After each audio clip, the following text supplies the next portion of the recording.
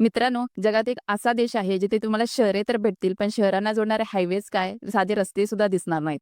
होय, हे खरं आहे. ग्रीनलँड हा असा देश आहे जिथे लोक राहतात, शहरे आहेत, शहरांच्या मध्ये रस्ते आहेत, पण ह्या शहरांना एकमेकांना जोडणारे रस्ते नाहीत.